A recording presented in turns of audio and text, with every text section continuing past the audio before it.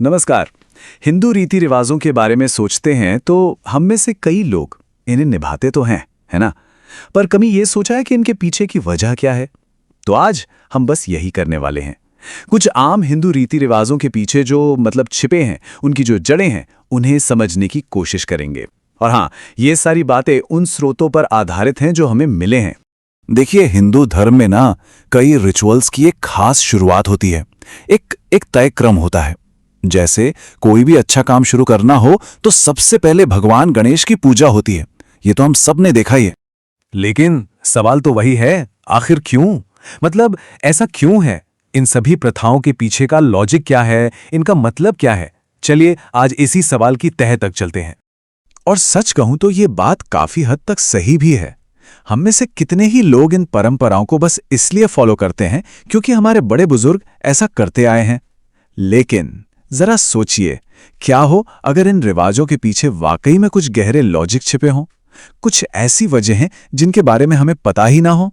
तो फिर इन वजहों को ढूंढे कहां? इसके लिए हमें जाना होगा पुराणों की ओर। पुराण मतलब वो प्राचीन ग्रंथ जिनमें सब कुछ है। ब्रह्मांड कैसे बना, फिलॉसफी क्या है, देवताओं की कहानियां, और साथ ही इन रीति रिवाजों के मतलब भी समझाए गए हैं। इनका मकसद ही यही था कि मुश्किल से मुश्किल ज्ञान को भी आसान भाषा में सब लोगों तक पहुंचाया जा सके। अच्छा, तो इन रिवाजों की जड़ तक पहुंचने के लिए जो स्रोत हैं वो हमें सबसे पहले भारत की जमीन के बारे में बताते हैं। कहते हैं कि यहाँ की मिट्टी में ही आध्यात्मिकता है, कि ये धरती ही आध्यात्मिक है। कहा यह जाता है कि दुनिया के नक्शे पर भारत की जो लोकेशन है ना, वो बहुत खास है। और सिर्फ इतना ही नहीं, बृहस्पति और सूर्य जैसे ग्रहों से आने वाली जो दिव्य तरंगे हैं, वो सब मिलकर यहाँ एक बहुत ही अनोखा, एक आध्यात्मिक माहौल बनाती हैं। यहाँ की हर चीज का एक गहरा आध्यात्मिक कनेक्शन बताया गया है। जैसे कि अरावली और हिमालय की पर्वत श्रृंखलाएं इन्हें आग और पानी का प्रतीक मानते हैं। फिर गंगा जैसी पवित्र नदियां हैं, तुलसी और पीपल जैसे पेड़ पौधे हैं जिनका खास महत्व है। यहाँ की जो 6 ऋतुएं हैं वो भी हमारे शरीर पर असर डालती हैं। और हाँ, सात्विक भोजन यानी शाकाहार की संस्कृति, ये सब कुछ मिलकर इस जगह को आध्यात्मिक रूप से इतना खास बनाता है। चलिए अब इस जमीन की बात से आगे बढ़ते हैं और एक बहुत ही बेसिक, सबसे आम रिवाज पर आते हैं। वो है किसी भी काम से पहले भगवान गणेश की पूजा। सवाल फिर वही, आखिर क्यों? तो सबसे पहली और सबसे आम वजह तो शायद हम सब जानते ही हैं। उन्हें कहते हैं विघ्नेश्वर, यानी विघ्न हरने वाले, सारी मुश्किलों को दूर करने वाले। तो मान्यता यही है कि कोई भी नया काम शुरू करने से पहले अगर उनकी पूजा कर ली तो सारे विघ्न, सारी बाधाएं दूर हो जाती हैं। अच्छा, एक और कारण है जो उन्हें पृथ्वी तत्व से जोड़ता है। पौराणिक कथाओं में आता है कि उनका जन्म देवी पार्वती के शरीर के उपटन से हुआ था, जो कि मिट्टी का ही एक रूप है। तो ये चीज उन्हें पृथ्वी तत्व से जोड़ती है। इसीलिए माना जाता है कि धरती पर आप कोई भी काम कर रहे हैं तो उसकी सफलता के लिए उनका आशीर्वाद बहुत जरूरी है। और ये वाली वजह तो कमाल की है।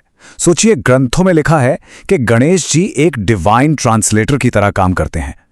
वो हमारी भाषा, जिसे नाद भाषा कहा गया है, यानी जो हम बोलते हैं, उसे देवताओं की भाषा, प्रकाश भाषा में बदलते हैं ताकि हमारी प्रार्थनाएं सीधे उन तक सही सही पहुंच सकें। है ना अद्भुत? ठीक है, तो ये तो समझ आ गया कि शुरुआत किससे करनी है। पर अब सवाल है कि पूजा करनी कैसे है। जो हम चीजें चढ़ाते हैं, जो भेंट या अर्पण करते हैं, उसका क्या मतलब है? दरअसल इसे भी एक तरह की सांकेतिक भाषा, एक सिंबॉलिक लैंग्वेज की तरह देखा जाता है। हाँ, देवताओं को जो चीजें चढ़ाई जाती हैं ना, वो बस ऐसे ही रैंडमली नहीं चुन ली जाती। हर चीज का, चाहे उसका रंग हो, वो किस तरह की चीज है, और यहां तक कि गिनती में कितनी है, हर बात का एक खास मतलब होता है। ये भी देवताओं से बात करने का, उनसे जुड़ने का एक तरीका है। जैसे हर देवता की अपनी एक पसंदीदा भेंट होती है। भगवान गणेश को लाल फूल और दुर्वा घास बहुत पसंद है। भगवान विष्णु को तुलसी के पत्ते चढ़ाए जाते हैं और भगवान शिव को बेलपत्र। और इसके पीछे की सोच ये है कि हर भेंट उस खास देवता की जो डिवाइन वाइब्रेशंस हैं, जो तरंगे हैं, उनके साथ मेल खाती है। इसके पीछे एक तरह का विज्ञान भी बताया गया है। कहते हैं कि ये फूल और पत्तियां एक एंटीना की तरह काम करती हैं।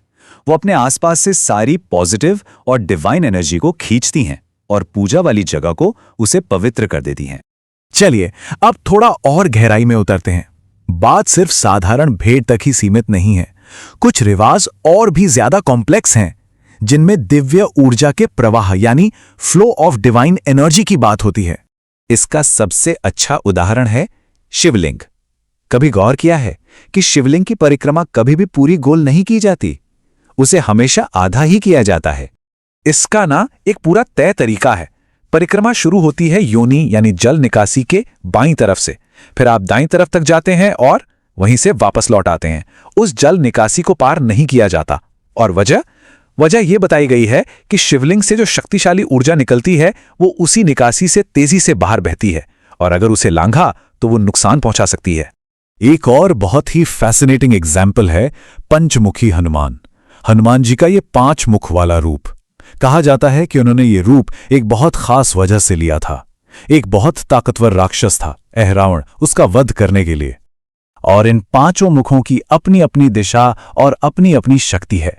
जो पूर्व दिशा में मुख है वो मन को शुद्ध करता है। पश्चिम वाला मुख बुरी शक्तियों से बचाता है। उत्तर की ओर वाला मुख ग्रहों के बुरे असर को दूर करता है। दक्षिण वाला मुख दुश्मनों का डर खत्म करता है। और 5वां मुख जो आकाश की ओर है वो ज्ञान और जीत दिलाता है। तो इन सब उदाहरणों से क्या समझ आता है? यही कि ये जो रिवाज हैं ये सिर्फ कहानियां नहीं हैं। स्रोत इन्हें फिलॉसफी और एक तरह के विज्ञान का मिला जुला रूप बताते हैं। और यही सबसे जरूरी बात है। जैसा कि कहा गया है, इन रिवाजों के 2 पहलू हैं, एक है दार्शनिक और दूसरा है वैज्ञानिक। और अगर हमें इनका असली मतलब समझना है तो हमें इन दोनों पहलुओं को समझना होगा। तो कुल मिलाकर भारत की इस पवित्र भूमि से लेकर पूजा में चढ़ाई जाने वाली चीजों की सांकेतिक भाषा तक ये सारी प्रथाएं एक बहुत ही कॉम्प्लेक्स सिस्टम का हिस्सा है।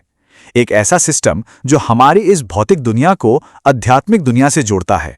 और ये सारी बातें हमें एक आखिरी सवाल पर लाकर छोड़ देती हैं कि इतनी गहरी और दिलचस्प वजहों वाली ये जो प्राचीन परंपराएं हैं वो आज की इस मॉडर्न दुनिया में अपने लिए नया मतलब कैसे ढूंढती हैं। इस पर जरूर सोचिएगा।